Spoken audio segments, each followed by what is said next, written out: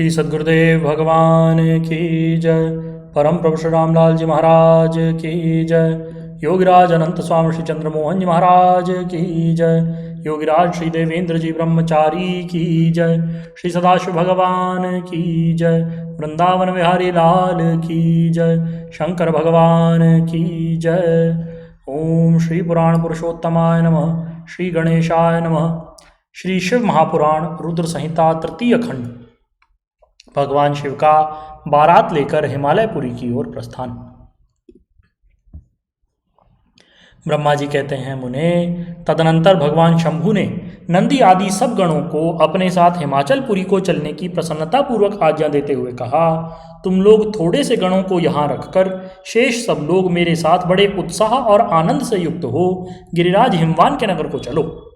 फिर तो भगवान की आज्ञा पाकर के गणेश्वर, शंखकर्ण, केकराक्ष, विकृत, विशाख, पारिजात, विकृतानन, दुंदुभ, कपाल, संदारक, कंदुक, कुंडक, विष्टंभ, पिप्पल, सनादक, आवेशन, कुंड, पर्वतक, चंद्रतापन, काल, कालक, महाकाल, अग्निक, अग्निमुख, आदित्य मूर्धा, घनावह, सन्नाह, कुमुद, अमोघ, कोकिल, सुमंत्र, काकपादोदर, संतानक, मधुपिंग, कोकिल, पूर्णभद्र, नील, चतुर्वक्त्र, करण, अहिरोमक, यज्वाक्ष, शतमन्यु, मेघमन्यु, काष्ठागूढ़, विरूपाक्ष, सुकेश, वृषभ, सनातन, तालकेतु, षण्मुख, चैत्र, स्वयं प्रभु, लकुलीश, लोकांतक, दीप्तात्मा, दैत्यांतक, भृंगिरिटी, देवदेव प्रिय, अशनी, भानुक, प्रमथ तथा वीरभद्र अपने असंख्य कोटि कोटि गणों तथा भूतों को साथ लेकर के चले। नंदी आदि गणराज असंख्य गणों से घिरे चले तथा क्षेत्रपाल और भैरव भी कोटि कोटि गणों को लेकर के उत्साह मनाते हुए प्रेम और उत्साह के साथ चल पड़े। वे सब सहस्र हाथों से युक्त थे, सिर पर जटा का मुकुट धारण किए हुए थे। उन सब के मस्तक पर चंद्रमा और गले में नील चिन्ह थे तथा वे सब के सब त्रिनेत्रधारी थे। उन सब ने रुद्राक्ष के आभूषण पहने थे, सब उत्तम भस्म धारण किए थे और हार, कुंडल, केयूर तथा मुकुट आदि से अलंकृत थे। इस प्रकार देवताओं तथा दूसरे दूसरे गणों को साथ लेकर के भगवान शंकर अपने विवाह के लिए हिमवान के नगर की ओर चले। चंडी देवी रुद्रदेव की बहन बनकर के खूब उत्सव मनाती हुई बड़ी प्रसन्नता के साथ वहां पहुंची। वे शत्रुओं को अत्यंत भय देने वाली थी। उन्होंने सांपों के आभूषण से अपने को विभूषित कर रखा था। उनका वाहन प्रेत था। वे उसी पर आरूढ़ हो अपने माथे पर एक सोने का भरा हुआ कलश लिए चल रही थी। वह कलश महान प्रभापुंज से प्रकाशित होता था। मुने, वहां करोड़ों दिव्य भूतगण शोभा पाते थे, जिनका रूप विकराल था। उनके रूप रंग भी अनेक प्रकार के थे। उस समय डमरुओं की डिमडिम घोष से, भेरियों की गड़गड़ाहट से और शंखों के गंभीर नाद से तीनों लोग गूंज उठे थे। दुंदुभियों की ध्वनि से महान कोलाहल हो रहा था। वह जगत का मंगल करता हुआ अमंगल का नाश करता था। देवता लोग शिवगणों के पीछे होकर के बड़ी उत्सुकता के साथ बारात का अनुसरण करते थे। संपूर्ण सिद्ध और लोकपाल आदि भी देवताओं के साथ थे। देव मंडली के मध्य भाग में गरुड़ के आसन पर बैठकर लक्ष्मीपति भगवान विष्णु चल रहे थे। मुने, उनके ऊपर महान छत्र तना हुआ था जो उनकी शोभा बढ़ाता था। उन पर चंवर डुलाए जा रहे थे और वे अपने गणों से घिरे हुए थे। उनके शोभाशाली पार्षदों ने उन्हें अपने ढंग से आभूषण आदि के द्वारा विभूषित किया था। इसी प्रकार मैं भी मूर्तिमान वेदों, शास्त्रों, पुराणों, आगमों, सनकादि महासिद्धों, प्रजापतियों, पुत्रों तथा अन्य अन्य परिजनों के साथ मार्ग में चलता हुआ बड़ी शोभा पा रहा था और शिव की सेवा में तत्पर था। देवराज इंद्र भी नाना प्रकार के आभूषणों से विभूषित हो ऐरावत हाथी पर आरूढ़ होकर के अपनी सेना के बीच से चलते हुए अत्यंत सुशोभित हो रहे थे। उस समय बारात के साथ यात्रा करते हुए अनेकों ऋषि भी अपने तेज से प्रकाशित हो रहे थे। वे शिव जी का विवाह देखने के लिए बहुत उत्कंठित थे। शाकिनी, यातुधान, बेताल, ब्रह्म राक्षस, भूत, प्रेत, पिशाच, प्रमथ आदि गण, तुम्बुरु, नारद, हाहा और हुहु आदि श्रेष्ठ गंधर्व तथा किन्नर भी बड़े हर्ष से भरकर बाजा बजाते हुए चले।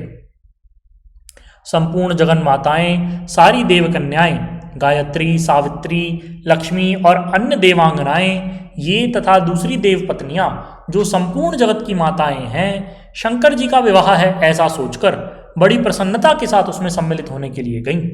वेदों, शास्त्रों, सिद्धों और महर्षियों द्वारा जो साक्षात धर्म का स्वरूप कहा गया है तथा जिसकी अंग कांति शुद्ध स्फटिक के समान उज्ज्वल है, वह सर्वांग सुंदर वृषभ भगवान शिव का वाहन है। धर्मवत्सल महादेव जी उस वृषभ पर आरूढ़ होकर के सबके साथ यात्रा करते हुए बड़ी शोभा पा रहे थे। देवर्षियों के समुदाय उनकी सेवा में उपस्थित थे।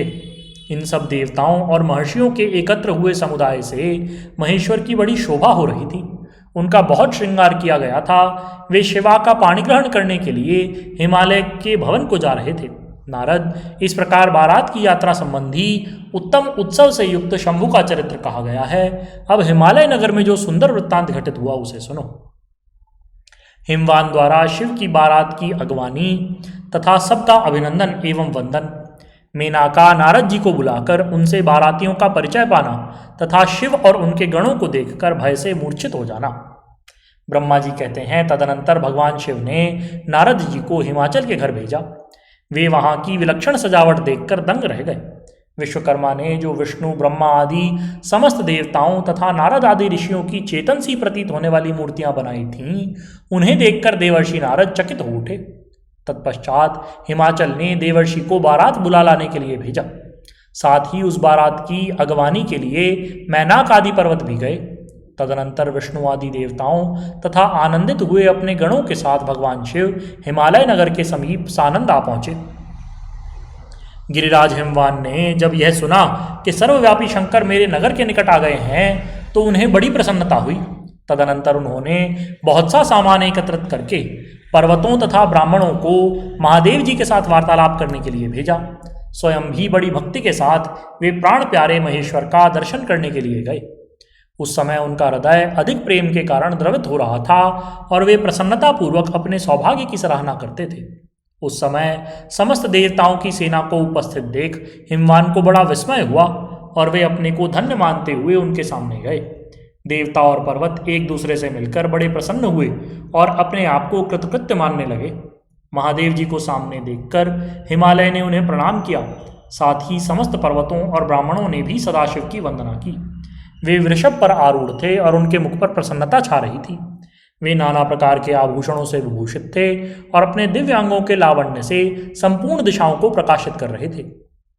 उनका श्रीअंग अत्यंत महीन, नूतन और सुंदर रेशमी वस्त्र से सुशोभित था। उनके मस्तक का मुकुट उत्तम रत्नों से जटित होने के कारण बड़ी शोभा पाता था। वे अपनी पावन प्रभा का प्रसार करते हुए हंस रहे थे। उनका प्रत्येक अंग भूषण बने हुए सर्पों से युक्त था तथा उनकी अंग कांति बड़ी अद्भुत दिखलाई देती थी। दिव्य कांति से संपन्न उन महेश्वर की सुरेश्वर गण हाथ में चमर लिए हुए सेवा कर रहे थे।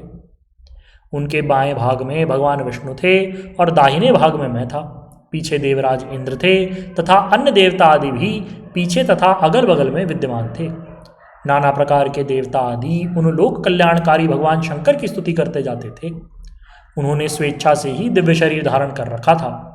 वास्तव में वे साक्षात परब्रह्म परमात्मा, सबके ईश्वर, उपासकों को मनोवांछित वर देने वाले, कल्याणमय गुणों से युक्त, प्राकृत गुणों से रहित, भक्तों के अधीन रहने वाले, सब पर कृपा करने वाले, प्रकृति और पुरुष से भी विलक्षण तथा सच्चिदानंद स्वरूप हैं। उनके दर्शन के पश्चात हिमवान ने भगवान शिव के वाम भाग में अच्युत श्रीहरि का दर्शन किया, जो नाना प्रकार के आभूषणों से विभूषित हो विनतानंदन गरुड़ की पीठ पर विराजमान थे। मुने, भगवान के दाहिने भाग में उन्होंने 4 मुखों से युक्त महाशोभाशाली तथा अपने परिवार से संयुक्त मुझ ब्रह्मा को देखा। भगवान शिव के सदा ही अत्यंत प्रिय इन दोनों देवेश्वरों का दर्शन करके परिवार सहित गिरिराज ने आदरपूर्वक प्रणाम किया। इसके पश्चात भगवान शिव के पीछे तथा अगल बगल में खड़े हुए दीप्तिमान देवता आदि को देख करके भी गिरिराज ने उन सब के सामने मस्तक झुकाए। तत्पश्चात शिव की आज्ञा से आगे होकर के हिमवान अपने नगर को गए। उनके साथ महादेव जी, भगवान विष्णु तथा स्वयंभू ब्रह्मा भी मुनियों और देवताओं सहित शीघ्रतापूर्वक चलने लगे। मुने, उस अवसर पर मेना के मन में भगवान शिव के दर्शन की इच्छा हुई, इसलिए उन्होंने तुमको बुलवाया। उस समय भगवान शिव से प्रेरित होकर उनका हार्दिक अभिप्राय पूर्ण करने की इच्छा से तुम वहां गए। मीना तुम्हें प्रणाम करके बोली, मुने, गिरिजा के होने वाले पति को पहले मैं देखूंगी। शिव का कैसा रूप है जिनके लिए मेरी बेटी ने ऐसी उत्कृष्ट तपस्या की। तात, उस समय भगवान शिव भी मीना के भीतर के अहंकार को जान करके श्री विष्णु और मुझसे अद्भुत लीला करते हुए बोले। शिव ने कहा, तात, आप दोनों मेरी आज्ञा से देवताओं सहित अलग अलग होकर के गिरिराज के द्वार पर चलिए, हम पीछे से आएंगे। यह सुनकर भगवान श्री हरि ने सब देवताओं को बुलाकर वैसा ही करने के लिए कहा। शिव के चिंतन में तत्पर रहने वाले समस्त देवताओं ने शीघ्र वैसी ही व्यवस्था करके उत्सुकता पूर्वक वहां से पृथक पृथक यात्रा की। मुने, मीना अपने मकान के सबसे ऊपरी भवन में तुम्हारे साथ खड़ी थी। उस समय भगवान विश्वेश्वर ने अपने को ऐसी वेशभूषा में दिखाया जिससे मीना के हृदय को ठेस पहुंचे। सबसे पहले बारात के जुलूस में विविध वाहनों पर विराजित खूब सजे धजे बाजे गाजे के साथ पताकाएं फहराते हुए वसु आदि गंधर्व आए। फिर मणिग्रीव आदि यक्ष, तदनंतर क्रम से यमराज, नृति, वरुण, वायु, कुबेर, ईशान, देवराज इंद्र, चंद्रमा, सूर्य, भृगु आदि मुनीश्वर तथा ब्रह्मा आए। ये सब उत्तरोत्तर एक से एक विशेष सुंदर शोभामय रूप गुण से संपन्न थे। इनमें से प्रत्येक दल के स्वामी को देखकर मीना पूछती थी, क्या यही शिव हैं? नारद जी कहते, ये तो शिव के सेवक हैं। मीना यह सुनकर के बड़ी प्रसन्न होती और हर्ष में भरकर मन ही मन कहती कि इनके सेवक जब इतने सुंदर हैं तो इन सब के स्वामी शिव तो न जाने कितने सुंदर होंगे। इसी बीच में वहां भगवान विष्णु पधारे। ऐसे संपूर्ण शोभा से संपन्न श्रीमान नूतन जलधर के समान श्याम तथा 4 भुजाओं से संयुक्त थे। उनका लावण्य करोड़ों कंदर्पों को लज्जित करने वाला था। ये पीतांबर धारण करके अपनी सहज प्रभा से प्रकाशित हो रहे थे। उनके सुंदर नेत्र प्रफुल्ल कमल की शोभा को छीन लेने वाले थे। उनकी आकृति से शांति बरसती थी। पक्षीराज गरुड़ उनके वाहन थे। शंख चक्र आदि लक्षणों से युक्त मुकुट आदि से विभूषित वक्षस्थल में श्रीवत्स का चिन्ह धारण किए वे लक्ष्मीपति विष्णु अपने अप्रमेय प्रभापुंज से प्रकाशमान थे। उन्हें देखते ही मीना के नेत्र चकित हो गए। वे बड़े हर्ष से बोली, अवश्य ये ही मेरी शिवा के पति साक्षात भगवान शिव हैं, इसमें तो संशय ही नहीं। मुने, तुम भी लीला करने वाले ही ठहरे। अतः मीना की यह बात सुनकर के उनसे बोले, देवी, ये शिवा के पति नहीं अपितु भगवान केशव हरि हैं। भगवान शंकर के संपूर्ण कार्यों के अधिकारी तथा उनके प्रिय हैं। पार्वती के पति जो दुल्हे शिव हैं, उन्हें इनसे भी बढ़कर समझना चाहिए। उनकी शोभा का वर्णन मुझसे तो नहीं हो सकता। वे ही संपूर्ण ब्रह्मांड के अधिपति सर्वेश्वर तथा स्वयं प्रकाश परमात्मा हैं। ब्रह्मा जी कहते हैं, नारद, तुम्हारी इस बात को सुनकर के मीना ने उन शुभ लक्षणा उमा को महान धन वैभव से संपन्न, सौभाग्यवती तथा तीनों कुलों के लिए सुखदायिनी माना। वे मुख पर प्रसन्नता लाकर प्रीतियुक्त हृदय से अपने सर्वाधिक सौभाग्य का बारंबार वर्णन करते हुए बोली। मीना ने कहा, इस समय मैं पार्वती को जन्म देने के कारण सर्वथा धन्य हो गई। ये गिरीश्वर भी धन्य है तथा मेरा सब कुछ परम धन्य हो गया है। जिन जिन अत्यंत तेजस्वी देवताओं और देवेश्वरों का मैंने दर्शन किया, इन सबके जो पति हैं वे मेरी पुत्री के पति होंगे। उसके सौभाग्य का कैसे वर्णन किया जाए। भगवान शिव को पति रूप में पाने के कारण पार्वती के सौभाग्य का 100 वर्षों में भी वर्णन नहीं किया जा सकता। ब्रह्मा जी कहते हैं, नारद, मीना ने प्रेम पूर्ण हृदय से जैसे ही उपर्युक्त बात कही, वैसे ही अद्भुत लीला करने वाले भगवान रुद्र सामने आए। तात, उनके सभी गण अद्भुत तथा मीना के अहंकार को चूर्ण करने वाले थे। भगवान शिव अपने आप को माया से निर्लिप्त एवं निर्विकार दिखाते हुए वहां आए। मुने, उन्हें आया जानकर तुमने मीना को शिवा के पति का दर्शन कराते हुए उनसे कहा, सुंदरी देखो, ये साक्षात भगवान शंकर हैं, जिनकी प्राप्ति के लिए शिवा ने वन में बड़ी भारी तपस्या की थी। तुम्हारे ऐसा कहने पर मीना ने बड़ी प्रसन्नता के साथ अद्भुत आकार वाले भगवान महेश्वर की ओर देखा। वे स्वयं तो अद्भुत थे ही, उनके अनुचर भी बड़े अद्भुत थे। इतने में ही रुद्रदेव की परम अद्भुत सेना भी आ पहुंची, जो भूत प्रेत आदि से संयुक्त तथा नाना गणों से संपन्न थी। उनमें से कितने ही बवंडर का रूप धारण करके आए थे। कितने ही पताका की मर्मर ध्वनि के समान शब्द करते थे। किन्हीं के मुंह टेढ़े थे तो कोई अत्यंत कुरूप दिखाई देते थे। कुछ बड़े विकराल थे, किन्हीं का मुंह दाढ़ी मूछों से भरा हुआ था। कोई लंगड़े थे तो कोई अंधे, कोई दंड और पाश धारण किए थे तो किन्हीं के हाथ में मुदगर थे। कितने ही अपने वाहनों को उल्टे चला रहे थे। कोई सींग, कोई डमरू, कोई गोमुख बजाते थे। गणों में से कितने के तो मुंह ही नहीं थे। कितनों के मुख पीठ की ओर लगे थे और बहुतों के बहुतेरे मुख थे। इसी तरह कोई बिना हाथ का था।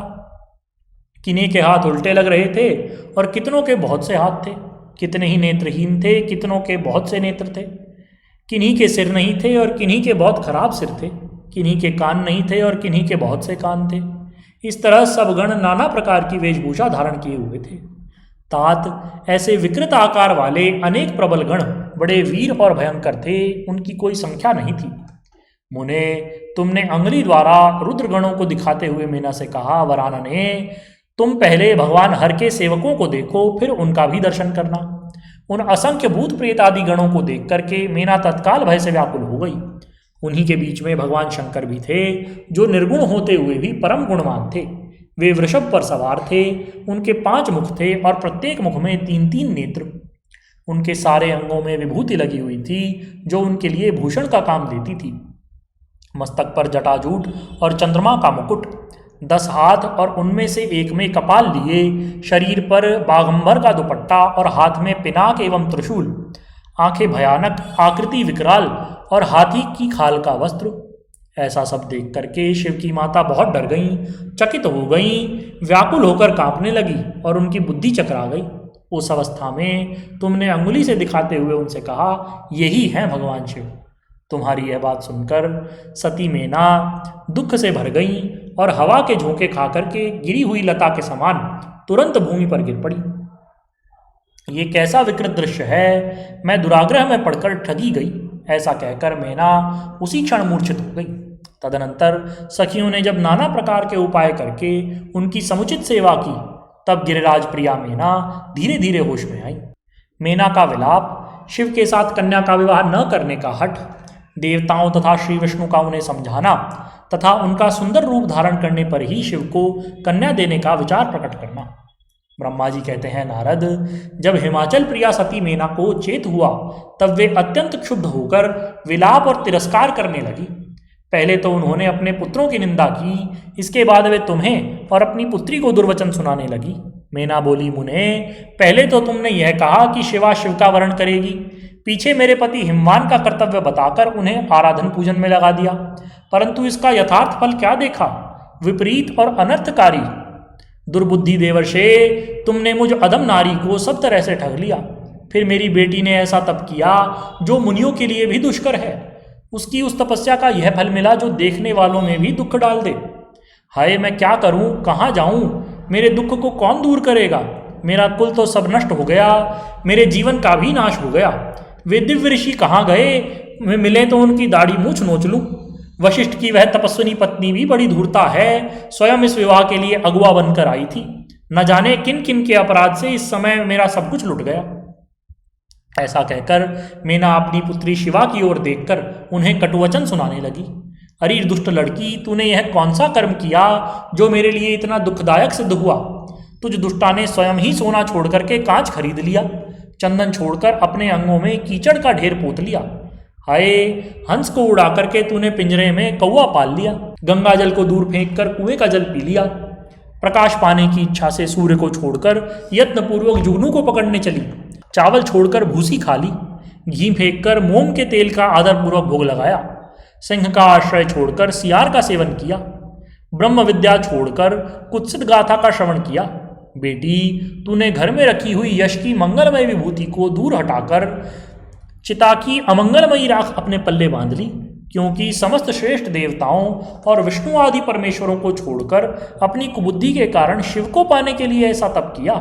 तुझको, तेरी बुद्धि को, तेरे रूप को और तेरे चरित्र को भी बारंबार धिक्कार है। तुझे तपस्या का उपदेश देने वाले नारद को तथा तेरी सहायता करने वाली तेरी दोनों सखियों को भी धिक्कार है। बेटी, हम दोनों माता पिता को भी धिक्कार है जिन्होंने तुझे जन्म दिया। नारद, तुम्हारी बुद्धि को भी धिक्कार है। सुबुद्धि देने वाले उन सब ऋषियों को भी धिक्कार है। तुम्हारे कुल को धिक्कार है, तुम्हारी क्रिया दक्षता को भी धिक्कार है, तथा तुमने जो कुछ किया उस सबको धिक्कार है। तुमने तो मेरा घर ही जला दिया, ये तो मेरा मरण ही है। ये पर्वतों के राजा आज मेरे निकट न आए, सप्तऋषि लोग स्वयं मुझे अपना मुंह न दिखाएं। इन सब ने मिलकर क्या साधा? मेरे कुल का नाश कर दिया। हाय, मैं बांझ क्यों नहीं हो गई? मेरा गर्भ क्यों नहीं गल गया? मैं अथवा मेरी पुत्री ही क्यों नहीं मर गई? अथवा राक्षस आदि ने भी आकाश में ले जाकर इसे क्यों नहीं खा डाला? पार्वती, आज मैं तेरा सिर काट डालूंगी, परंतु ये शरीर के टुकड़े लेकर के क्या करूंगी? हाय, तुझे छोड़कर कहाँ चली जाऊं? मेरा तो जीवन नष्ट हो गया। ब्रह्मा जी कहते हैं, नारद, ऐसा कहकर मेना मूर्छित होकर के पृथ्वी पर गिर पड़ी। शोक रोष आदि से व्याकुल होने के कारण वे पति के समीप नहीं गई। देवर्षे, उस समय सब देवता क्रमशः उनके निकट पहुंचे। सबसे पहले मैं पहुंचा। मुनिश्रेष्ठ, मुझे देख करके तुम स्वयं मेना से बोले। नारद ने कहा, पतिव्रते, तुम्हें पता नहीं है, वास्तव में भगवान शिव का रूप बड़ा सुंदर है। उन्होंने लीला से ऐसा रूप धारण कर लिया है, यह उनका यथार्थ रूप नहीं। इसलिए तुम क्रोध छोड़ करके स्वस्थ हो जाओ, हट छोड़कर विवाह का कार्य करो और अपनी शिवा का हाथ शिव के हाथों में दे दो। तुम्हारी यह बात सुनकर मेना तुमसे बोली, उठो, यहाँ से दूर चले जाओ, तुम दुष्टों और अधमों के शिरोमणि हो। मेना के ऐसा कहने पर मेरे साथ इंद्र आदि सब देवता और दिक्पाल क्रमशः आकर बोले, हे पितरों की कन्या मेने, तुम हमारे वचनों को प्रसन्नतापूर्वक सुनो। ये शिव निश्चय ही सबसे उत्कृष्ट देवता हैं और सबको उत्तम सुख देने वाले हैं। आपकी पुत्री के अत्यंत दुस्सह तप को देख करके इन भक्तवत्सल प्रभु ने कृपापूर्वक उन्हें दर्शन और श्रेष्ठ वर दिया था। ऐसा सुनकर मेना ने देवताओं से बारंबार अत्यंत विलाप करके कहा, शिव का रूप तो इतना भयंकर है, मैं उन्हें अपनी पुत्री नहीं दूंगी। आप सब देवता प्रपंच करके क्यों मेरी इस कन्या के उत्कृष्ट रूप को व्यर्थ करने के लिए उद्यत हैं? मुनीश्वर, उनके ऐसा कहने पर वशिष्ठ आदि सप्तऋषियों ने वहां आकर यह बात कही, पितरों की कन्या तथा गिरिराज की रानी मैंने, हम लोग तुम्हारा कार्य सिद्ध करने के लिए ही आए हैं। जो कार्य सर्वथा उचित और उपयोगी है, उसे तुम्हारे हट के कारण हम विपरीत कैसे मान लें? भगवान शंकर का दर्शन सबसे बड़ा लाभ है। वे दान पात्र होकर स्वयं तुम्हारे घर आए हैं।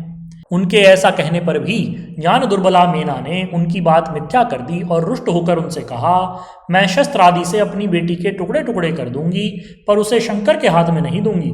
तुम सब लोग दूर हट जाओ, किसी को मेरे पास नहीं आना चाहिए। ऐसा कहकर अत्यंत विवल होकर के विलाप करते हुए मीना चुप हो गई। मुने, वहां उनके इस बर्ताव से हाहाकार मच गया। तब हिमालय अत्यंत व्याकुल होकर के वहां आए और मीना को समझाने के लिए प्रेम पूर्वक तत्व दर्शाते हुए बोले। हिमालय ने कहा, प्रिय मैंने, मेरी बात सुनो, इतनी व्याकुल क्यों हो गई हो? देखो कौन कौन से महात्मा तुम्हारे घर पधारे हैं, इन सब की निंदा क्यों करती हो? भगवान शंकर को तुम भी तो जानती हो, किंतु नाना नाम रूप वाले शंभू के विकट रूप को देख करके घबरा गई हो। मैं शंकर जी को भलीभांति जानता हूँ, वे ही सबके प्रतिपालक हैं, पूजनीयों के भी पूजनीय हैं तथा अनुग्रह एवं निग्रह करने वाले हैं। हे निष्पाप प्राण प्रिय, हठ ना करो, मानसिक दुख छोड़ो, सुव्रते शीघ्र उठो और सब कार्य करो। पहली बार विकट रूपधारी शंभू ने मेरे द्वार पर आकर जो नाना प्रकार की लीलाएं की थीं, मैं आज तुम्हें स्मरण दिलाता हूँ। उनके उस परम महात्म्य को देख और समझ करके उस समय मैंने और तुमने उन्हें कन्या देना स्वीकार किया था। प्रिय, अपनी उस बात को प्रमाण मान करके सार्थक करो। इस बात को सुनकर शिवा की माता मेना हिमालय से बोली, नाथ, मेरी बात सुनिए और सुनकर आपको भी वैसा ही करना चाहिए। आप अपनी पुत्री पार्वती के गले में रस्सी बांध करके इसे बेखट के पर्वत से नीचे गिरा दीजिए, किंतु मैं इसे हर के हाथ में नहीं दूंगी। अथवा नाथ, अपनी इस बेटी को ले जाकर के निर्दयतापूर्वक समुद्र में डुबा दीजिए। गिरिराज, ऐसा करके आप पूर्ण सुखी हो जाइए। स्वामिन, यदि विकट रूपधारी रुद्र को आप पुत्री दे देंगे तो मैं निश्चय ही अपना शरीर त्याग दूंगी। मेना ने हठपूर्वक जब ऐसी बात कही, तब पार्वती स्वयं आकर के रमणीक वचन बोली, माँ, तुम्हारी बुद्धि तो बड़ी शुभकारक है, इस समय विपरीत कैसे हो गई? धर्म का अवलंबन करने वाली होकर के भी तुम धर्म कैसे छोड़ रही हो? ये रुद्रदेव सबकी उत्पत्ति के कारणभूत साक्षात ईश्वर हैं, इनसे बढ़कर दूसरा कोई नहीं। समस्त श्रुतियों में यह वर्णन है कि भगवान शंभु सुंदर रूप वाले तथा सुखद हैं। कल्याणकारी महेश्वर समस्त देवताओं के स्वामी तथा स्वयं प्रकाश हैं। इनके नाम और रूप अनेक हैं। माता जी, श्री विष्णु और ब्रह्मा आदि भी इनकी ही सेवा करते हैं। ये सबके अधिष्ठान हैं, कर्ता, हर्ता और स्वामी हैं। विकारों की इन तक पहुँच नहीं है। ये तीनों देवताओं के स्वामी, अविनाशी और सनातन हैं। इनके लिए ही सब देवता किंकर होकर के तुम्हारे द्वार पर पधारे हैं और उत्सव मना रहे हैं। इससे बढ़कर सुख की बात और क्या हो सकती है। अतः यत्न पूर्वक उठो और जीवन सफल करो। मुझे शिव के हाथों में सौंप करके अपने गृहस्थ आश्रम को सार्थक करो। माँ, मुझे परमेश्वर शंकर की सेवा में दे दो। मैं स्वयं तुमसे यह बात कहती हूँ, तुम मेरी इतनी सी ही विनती मान लो। यदि तुम इनके हाथ में मुझे न दोगी तो मैं दूसरे किसी वर का वरण नहीं करूँगी, क्योंकि जो सिंह का भाग है उसे दूसरों को ठगने वाला सियार कैसे पा सकता है। माँ, मैंने वन, वाणी और क्रिया द्वारा स्वयं हर का वरण किया है, हर का ही वरण किया है। अब तुम्हारी जैसी इच्छा हो वह करो। ब्रह्मा जी कहते हैं, नारद, पार्वती की यह बात सुनकर शैलेश्वर प्रिया मैना को बहुत ही क्रोध हुआ और पार्वती को डांटती हुई दुर्वचन कहकर रोने तथा विलाप करने लगी। तदनंतर स्वयं मैंने तथा सनकादि सिद्धों ने भी मैना को बहुत समझाया, किंतु वे किसी की बात न मानकर सबको डांटती ही रही। इसी बीच में उनके सुदृढ़ एवं महान हठ की बात सुनकर शिव प्रिय भगवान विष्णु भी वहां आ पहुंचे और इस प्रकार बोले। श्री विष्णु ने कहा, देवी, तुम पितरों की मानसी पुत्री हो और उन्हें बहुत ही प्यारी हो, साथ ही गिरिराज हिमालय की गुणवती पत्नी हो। इस प्रकार तुम्हारा संबंध साक्षात ब्रह्मा जी के उत्तम कुल से है। संसार में तुम्हारे सहायक भी ऐसे ही हैं। तुम धन्य हो। मैं तुमसे क्या कहूँ, तुम तो धर्म की आधारभूता हो, फिर धर्म का त्याग कैसे करती हो। तुम ही अच्छी तरह सोचो तो सही। संपूर्ण देवता, ऋषि, ब्रह्मा जी और मैं सब लोग विपरीत बात क्यों कहेंगे। तुम शिव को जानती नहीं हो। वे निर्गुण भी हैं और सगुण भी, कुरूप भी हैं और सुरूप भी, सबके सेव्य तथा सत्पुरुषों के आश्रय हैं। उन्हीं ने मूल प्रकृति रूपा देवी ईश्वरी का निर्माण किया और उसके बगल में पुरुषोत्तम का निर्माण करके बैठाया। उन्हीं दोनों से सगुण रूप में मेरी तथा ब्रह्मा की उत्पत्ति हुई। फिर लोगों का हित करने के लिए वे स्वयं भी रुद्र रूप से प्रकट हुए। तदनंतर वेद, देवता और स्थावर जंगम रूप से जो कुछ दिखलाई देता है वह सारा जगत भी भगवान शंकर से ही उत्पन्न हुआ। उनके रूप का ठीक ठीक वर्णन कौन कर सकता है अथवा कौन उनके रूप को जानता है। मैंने और ब्रह्मा जी ने भी जिनका अंत नहीं पाया, उनका पार दूसरा कौन पाएगा। ब्रह्मा से लेकर कीट पर्यंत जो कुछ जगत दिखता है वह सब शिव का ही रूप है, ऐसा जानो। इस विषय में कोई अन्यथा विचार नहीं करना चाहिए। वे ही अपनी लीला से ऐसे रूप में अवतीर्ण हुए हैं और शिवा के तप के प्रभाव से तुम्हारे द्वार पर आए हैं। अतः हे हिमाचल की पत्नी, तुम दुख को छोड़ करके शिव का भजन करो। इससे तुम्हें महान आनंद प्राप्त होगा और तुम्हारा सारा क्लेश मिट जाएगा। ब्रह्मा जी कहते हैं, नारद, श्री विष्णु के द्वारा इस प्रकार समझाई जाने पर मीना का मन कुछ कोमल हुआ, किंतु शिव को कन्या न देने का हठ उन्होंने तब भी नहीं छोड़ा। शिव की माया से मोहित होने के कारण ही उन्होंने ऐसा दुराग्रह किया था। उस समय मीना ने शिव के महत्त्व को स्वीकार कर लिया। कुछ ज्ञान हो जाने पर उन्होंने श्रीहरि से कहा, यदि भगवान शिव सुंदर शरीर धारण कर लें तो मैं उन्हें अपनी पुत्री दे सकती हूँ, अन्यथा कोटि उपाय करने पर भी नहीं दूंगी। यह बात मैं सच्चाई और दृढ़ता के साथ कहती हूँ। ऐसा कहकर दृढ़तापूर्वक उत्तम व्रत का पालन करने वाली मीना शिव की इच्छा से प्रेरित होकर के चुप हो गई। धन्य है शिव की माया जो सबको मुंह में डाल देने वाली है। शेषकल। बोलिए श्री सद्गुरुदेव भगवान की जय। परम प्रभु श्री रामलाल जी महाराज की जय। योगिराज अनंत स्वामी श्री चंद्रमोहन जी महाराज की जय। योगिराज श्री देवेंद्र जी ब्रह्मचारी की जय। श्री सदाशिव भगवान की जय। वृंदावन बिहारी लाल की जय। शंकर भगवान की जय। हर हर महादेव।